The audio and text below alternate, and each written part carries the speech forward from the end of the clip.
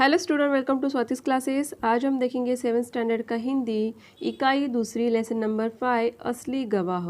तो देखिए, इस लेसन में आपको राजा कृष्णदेवराय और तेनालीरामन के जो कहानी है वो इसमें दी हुई है। इससे पहले भी आपने कई सारी कहानियाँ उनकी सुनी होंगी।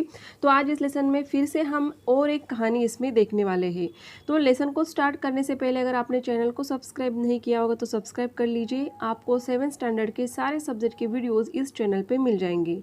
तो चलिए लेसन को स्टार्ट करते हैं। बहुत पहले की बात है। एक दिन राजा कृष्णदेवराय दरबार में बैठे दरबारियों से किसी गंभीर विषय पर बातचीत कर रहे थे। तभी बाहर से किसी की आवाज़ सुनाई दी, दुहाई हो महाराज, दुहाई, मुझे न्याय दो, मेरा न्याय करे। 3 लोग आपस में लड़ते झगड़ते दरबार में पहुंचे। उनमें शहर का प्रसिद्ध हलवाई बालचंद्रन था और बाकी 2 अजनबी थे। तो इस तरीके से जैसे दरबार लगता है हमेशा उसी तरीके से दरबार लगा था और राजा अपने दरबारियों के साथ किसी विषय पर क्या कर रहे थे, बातचीत कर रहे थे। और उसी समय एक जो शहर का प्रसिद्ध हलवाई था बालचंद्रन जिसका नाम था, वो और 2 अजनबी लोग वहाँ पे दरबार में आ चुके थे। और जो हलवाई था वो जो से चिल्ला रहा था कि आप मुझे न्याय दो। बालचंद्रन महाराज के पैरों पर गिरकर बोला, महाराज, मुझे मुझे इन 2 ठगों से बचाए। ये सिक्कों की मेरी थैली लूटना चाहते हैं। इन्होंने मुझे निर्दयता से पीटा भी है। उन दोनों ने अपना बचाव करते हुए कहा, महाराज, ये हमारा धन हमें वापस नहीं कर रहा है। ये हमारी थैली है, इसने ये सिक्के हमसे लूटे हैं। तो यहाँ पे जो हलवाई था उसका कहना था कि उसके सिक्कों की जो थैली थी वो 2 अजनबी लोग जो थे उन्होंने क्या की है, उससे छीन ली है और उसे मारा भी है। लेकिन उसके ऊपर अपना खुद का बचाव करने के लिए वो 2 जो अजनबी थे उन्होंने कहा कि ये धन तो आप हमारा है, लेकिन ये हमें वापस नहीं कर रहे, इन्होंने ही हमसे सिक्के लूटे हैं। बालचंद्रन से पूछा गया तो वह हाथ जोड़कर बोला, महाराज, दुकान बंद करते समय मैंने सारे सिक्के गिनकर थैली में रखे और चलने ही वाला था कि ये आ पहुँचे और मेरी थैली छीनने की कोशिश की। तो यहाँ पे बालचंद्रन जो हलवाई था उसने सारी बातें यहाँ पे अच्छे से बताई कि किस तरीके से वो दुकान से बाहर निकला। तब इन 2 लोगों ने क्या की थी, उसकी जो थैली थी सिक्कों से भरी हुई उसे छीनने की कोशिश की थी। नहीं, ये झूठ बोल रहा है, थैली हमारी है। आप पैसे गिन ले, इसमें पूरे 500 सिक्के हैं, अजनबियों ने कहा। महाराज ये तय नहीं कर पा रहे थे कि धन का असली मालिक कौन है, क्योंकि दोनों भी जो लोग थे वहाँ पे, 2 अजनबी या फिर जो हलवाई थे, तीनों का भी कहना यही था कि वो थैली जो है वो हमारी है। तो इसके कारण जो महाराज थे वो तय नहीं कर पा रहे थे, कोई भी निर्णय वहाँ पे नहीं दे पा रहे थे कि कौन सच बोल रहा है और कौन झूठ बोल रहा है। गंभीर सोच विचार के बाद उन्होंने तेनालीरामन से कहा, समस्या का पता लगाओ, असली अपराधी को सज़ा मिलनी चाहिए। क्योंकि उन्हें पता था कि तेनालीरामन कुछ ना कुछ करके इस समस्या को हल कर सकता है। वो समझ सकता है कि यहाँ पे चोर कौन है और पैसे किसके हैं। तेनालीराम उन तीनों को कोने में ले गए और फिर से पूछताछ प्रारंभ की। उन्हें यही लगा कि बालचंद्र नामी हलवाई है, वह ऐसी हरकत नहीं कर सकता, पर उसकी बेगुनाही साबित भी तो करनी चाहिए थी। कोई गवाह भी मौजूद नहीं था, क्योंकि तेनालीरामन को पता था कि जो बालचंद्रन है वो काफ़ी नामी हलवाई है, तो उसके पास पैसे भी होंगे और उसे कोई ज़रूरत भी नहीं थी इस तरीके से किसी के जो थैली थी सिक्कों से भरी उसे लेना या फिर चोरी करना।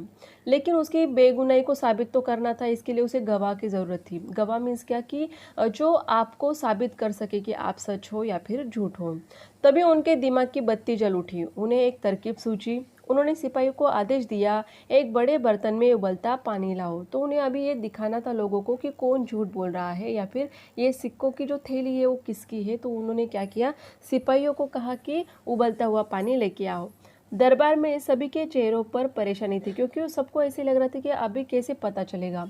वे हैरान थे कि भला उबलते पानी का यहाँ क्या काम था, क्योंकि उबलते पानी से तो नहीं समझ में आएगा कि थैली किसकी थी। उबलते पानी का बर्तन एक चौकी पर रखा गया।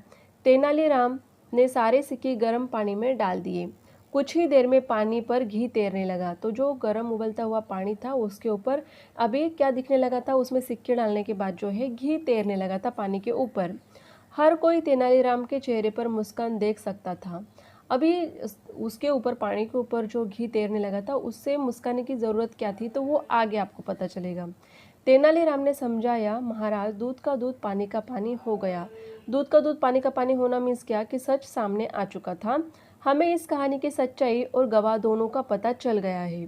असली अपराधी पकड़े गए हैं। सिक्कों से भरी थैली इन अजनबियों की नहीं, बालचंद्रन की है।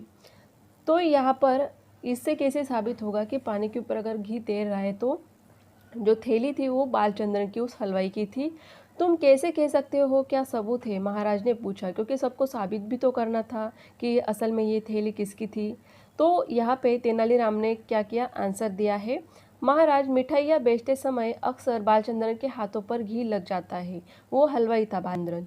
तो हलवाई जो लोग काम करते हैं तो उनके हाथों में घी होता है, तो जब वो पैसे लेते हैं या फिर देते हैं तो उनमें घी लगने के कारण हो सकता है वहाँ पे कि जो सिक्के पानी में डाले हैं तो उनसे वो घी क्या हो रहा था, तैर रहा था पानी के ऊपर।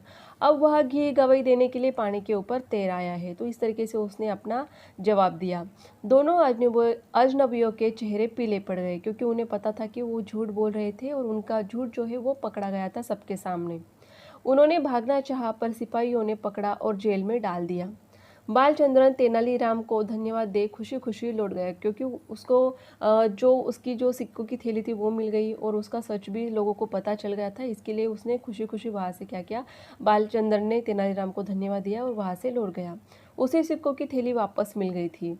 महाराज ने भी तेनालीराम की चतुराई की प्रशंसा की और यथोचित पुरस्कार भी दिए, क्योंकि तेनालीराम जो है वो अपनी चतुराई के लिए माना जाता था और इसीलिए महाराज उसे हमेशा ऐसे कोई प्रॉब्लम, समस्या जो होती थी उसे सुलझाने के लिए कहते थे। तो यहाँ पे उसने ये समस्या को सुलझाया, इसके लिए उसकी प्रशंसा करके महाराज ने उसे पुरस्कार भी दिए थे। तो इस तरीके से उसने अपनी बुद्धि के कारण ये साबित किया था, ये गवाह दिया था एक घी से कि किस तरीके से वो सिक्के एक हलवाई के ही थे। तो देखिए स्टूडेंट, इस तरीके से आपको ये लेसन दिया हुआ है। आई होप आपको लेसन अच्छे से समझ में आया होगा। अगर आपको वीडियो अच्छा लगता है तो वीडियो को लाइक कीजिए और चैनल को सब्सक्राइब नहीं किया होगा तो सब्सक्राइब ज़रूर कीजिए।